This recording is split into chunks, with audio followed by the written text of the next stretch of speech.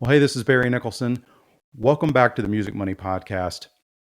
And in this episode, I'm going to talk about my story and how I make money with music. So, I want to tell you how I currently make money with music. I'm going to give you a little bit of my backstory. Now, before I start, I want to remind you that this podcast is not about me. It's not going to be me coaching you on how to make money with your music. It's about the music industry in general and how people are either making money part time or full time in the music industry.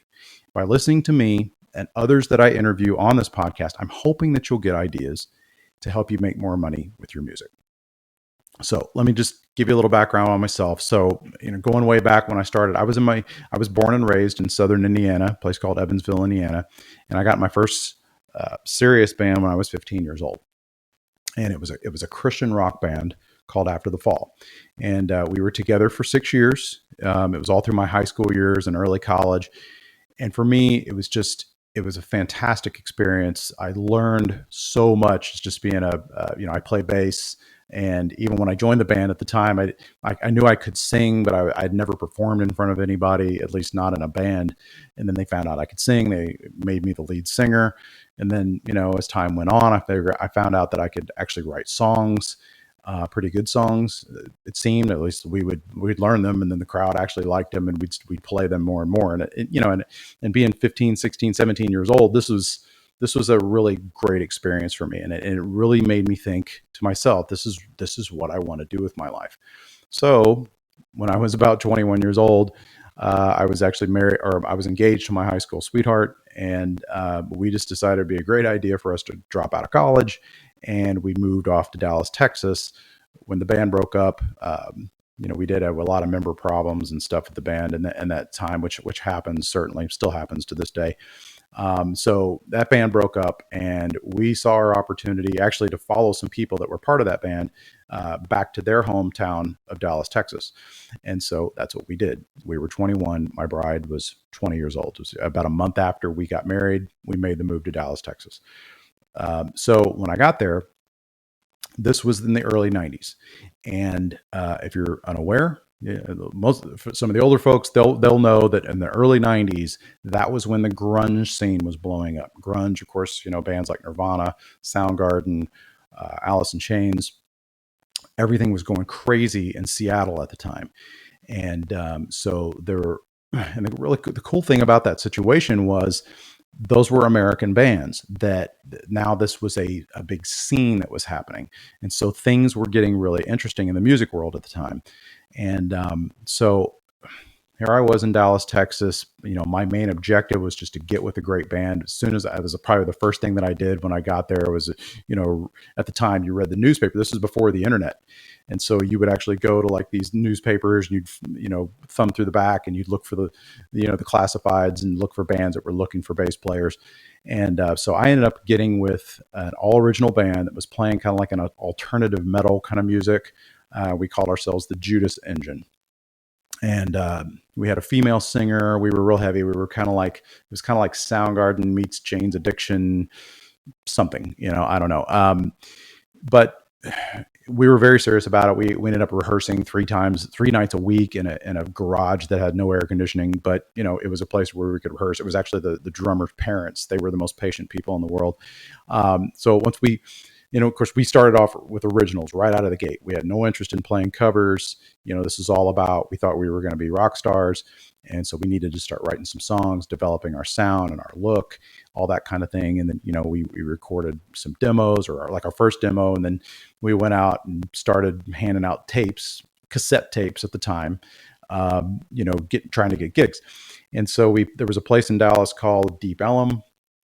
And that's where all the bands played. There had thousands of people. It was like 3 city blocks, and it had thousands and thousands of people that would, just gather every Friday, Saturday night. And, it was a scene. So every band wanted to play down there that was doing originals. There were bands that were getting record deals out of there. There was a band called the Toadies.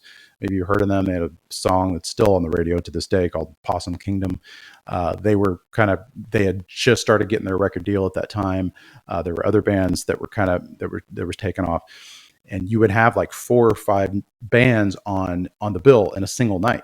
So, if you got a gig, of course, you were hoping that you would get a better slot than the first slot starting around 9 o'clock when nobody was at the club, because people didn't even start showing up until like 11 o'clock.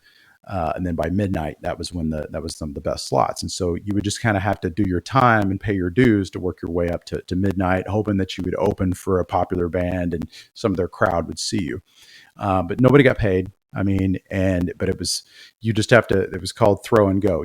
They had like a PA system up there, and you'd bring your amps and your guitars and stuff. And as soon as the other band got off stage, man, you'd run up and you'd throw your amps in front of the microphones and do your thing. And just, you had like 20 minutes to start your set, and you had 45 minutes to play.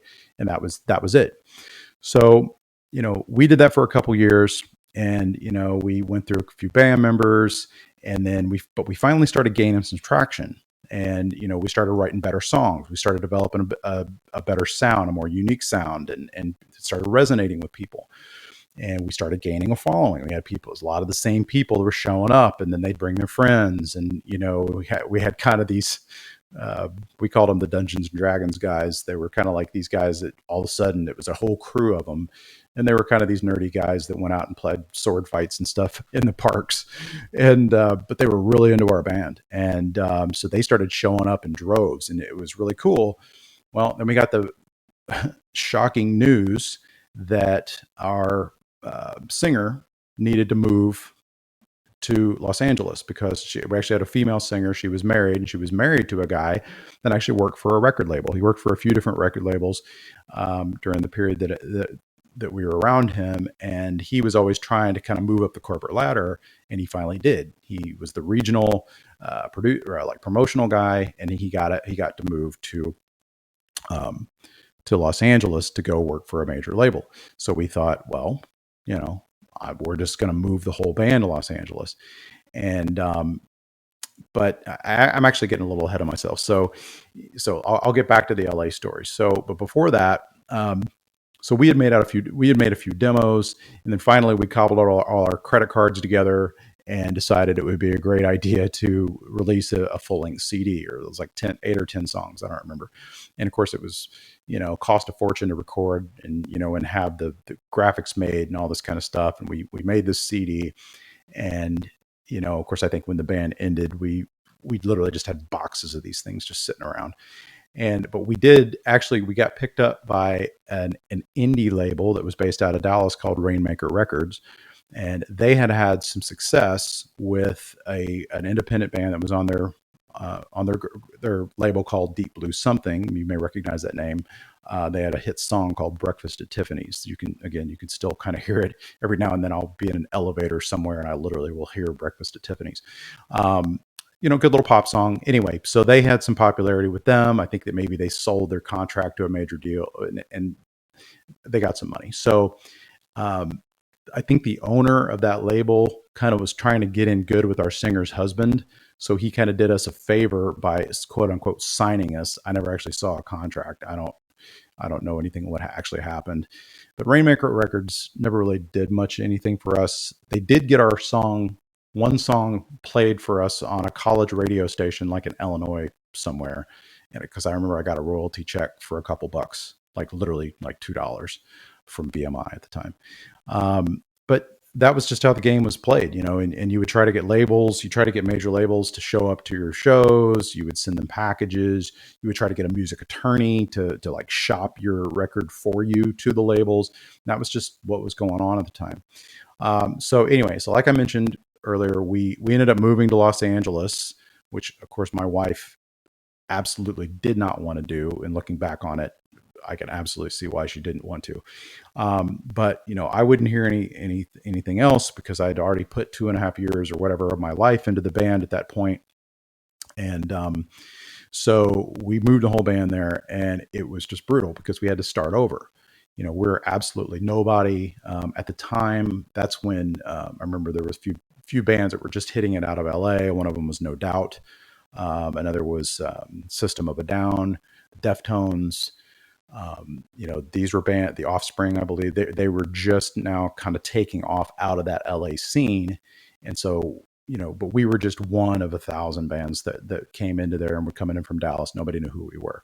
And we did get a pretty cool opportunity to um, record a 3-song demo. We won some kind of contest or something. I don't know. We got to do a 3-song demo at Capitol Records in one of their studios in the basement. It's what that building that looks like a big stack of records on Hollywood Boulevard.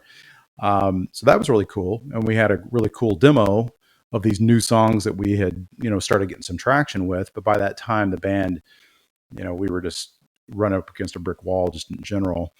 So about 8 months into our tenure there, and after like moving everything to Los Angeles, we had a big personal blow up in the band that I won't go into, and the band broke up. So the thing about that entire experience with life at that time, just that whole band experience with the band from Dallas, was when it all ended, all of us felt like we had failed. Well, I can't speak for everyone, but I felt like I had failed. It was my whole objective to move to Texas, to get with the band, to get a record deal.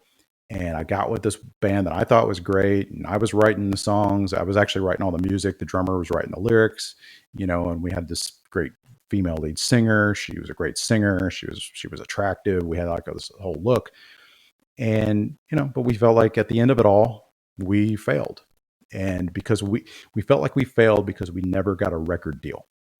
And that was sort of the mindset in the 90s. And I'm sure before that, the 80s and even the 70s and the 60s before that, with most bands that never got an actual record deal, they probably felt like, well, I never got discovered, if you will.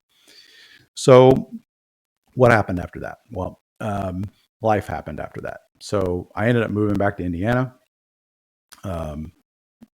I ended up, with my wife, we split up for a while after the whole thing. I mean, the thing almost destroyed my marriage, but thankfully it didn't. We ended up getting back together, and then we moved back to Indiana. Eventually we ended up having kids, and I played in some cover bands, got a real job, quote unquote. I actually always had real jobs, or at least I actually worked 40 hours a week while I was trying to do the band thing. And so years go by, and I played in some cover bands every now and then just to make a little side money, that kind of thing. But I did really just didn't do much with music after that. I eventually ended up moving to Florida in 2008, and about 5 years after that, I actually played in a wedding band and stuff when I got to Florida. I'm getting older. I'm getting into my 40s. So in 2013. I ended up forming the band that I have now, which is called Reverend Barry and the Funk. And I'll tell you how that all happened, but it was 17 years after that, my last fully original band, that band in Texas and LA, after they broke up. The music industry had changed in a huge way. So if you think about those times, 1996, back when I was doing all that stuff in LA and all that, that was the beginning of the internet. I mean, we had America Online. It was a big deal to have like 1 megabyte literally of memory, or I don't know, 100 megabytes. I can't remember, on your computer. And just so we didn't have the internet. All that stuff was just barely starting. So here we are, fast forwarding to 2021, or actually when I formed the band in 2013. And so, the bands don't even get record deals anymore. I mean, if you really think about it, when's the last time you've heard about an actual band, like a rock band or an alternative band or whatever, get a deal with a major label, a major record label? It just doesn't happen. So, really major labels, they pretty much are only signing pop and hip hop acts right now. And the thing that's good about the market that we live in, or the world that we live in right now with music, is that with streaming, anyone can upload their music to Spotify or Apple Music or even YouTube, all these platforms for people to listen to music. All you need is like a DistroKid account or a TuneCore account. You can upload your music, boom, there it goes. It'll show up on Spotify or whatever, in a matter of days. And we have platforms like YouTube where people all over the world can go on there for free. They can watch your videos, your live videos, or your music videos, or whatever, that you can build a relationship with people. But and you can do social media. You can actually you can advertise on social media, which has been huge for us, being able to find people that would be interested in our style of music. We can find them on social media through advertising or through people that share it or organically or whatever, and people can become fans. These are all good things, because the thing is, you can go direct to fans. Now, back when I was trying to get a record deal back in the old days, like I said, I felt like we failed at the end of our career, because I didn't have the validation of having a major label record deal. I never had a music attorney say, "Hey, this is great material. I want to shop this to a label." We never even had a manager or even an agent. That nobody that really kind of believed in us. And so much of our, as musicians and artists, we feel like we need to have those people or those entities in our lives to validate us as artists and to say, "Hey, you're really great. You have something really special. Um, I think I can do something with this," or our company thinks we can do something with this. We can make you famous, right? That's what we tend to think. And still there's a lot of that type of thinking that still exists with the people that I see out there. But I just realize that now we are in a completely different world. You don't need validation from labels, from agents, or from music attorneys, or people like that. You can go to fans direct. Now, you do need validation from your fans. Otherwise, you don't really have fans, right? If people listen to your music and it doesn't really resonate with them, and you can't find somebody like that even likes your music, you probably need to go back and and work on your music a little bit. But assuming that you have good music that appeals, and it doesn't have to appeal to a huge audience. I mean, some of us, maybe you want to be somebody watching this podcast or listening to this. Maybe you want to be a megastar. Maybe you want to be the next Ariana Grande or somebody like that. But or maybe you just you have like a kind of a weird sub niche of music that you make that only appeals to a very small audience. You have certain heroes that make music kind of like yours, and they have a small sub niche, and you would just be happy if you had what they had, if you will. So the good news is that you can go direct to fans. You can do that now. You couldn't do that back in the day. Now, the bad part about the world that we live in is there's so much competition. Like I mentioned on this or the previous podcast, there are 60,000 tracks that are being uploaded to Spotify every day. There's over 8 million creators on Spotify. And as we all know, we constantly see this flood of social media posts and TikToks and all these kinds of things. Everybody wants to be an artist, right? And not just that. And then you've got shows like The Voice and American Idol and all that kind of stuff going on as well. All this noise of people that want to be stars, that want to make music, and want you to listen to their music. And we have the world of even the people that we're trying to appeal to are now distracted in more ways than we ever had back in the 80s and the 90s. We have video games, like really cool video games. We have social media. People are just distracted by the social media channels that they're on, and there's a gazillion cable channels. There's Netflix and Hulu and all that stuff, and Amazon, and there's all these things that are competing for people's attention. YouTube, there's a million videos uploaded to YouTube every single day, so you're also competing with that. Again, stuff that we didn't have to compete with back in those days. So, and like I've mentioned before, as an artist, the good news is that you can go direct to fans. But if you want to succeed at doing that, you're going to have to do the work of a label and make very little money doing it, unless you have ways of getting money coming in from multiple different channels. So in this podcast, again, I'm going to make it my goal to find out who is making money out there, how they're doing it, and just give you ideas on how to do it. Now, this episode's gone on a little longer than I had originally planned. So what I'm going to do is I'm going to go ahead and with the next episode, I'm going to tell you about the band that I have currently, what we're doing, how we make money. We do make money. We do pretty well. Now, I am not an expert in every form of marketing. There are some things that I feel like I do really well, and I'll share those with you in the next episode. But thanks for watching. Until then, I'll see you next time.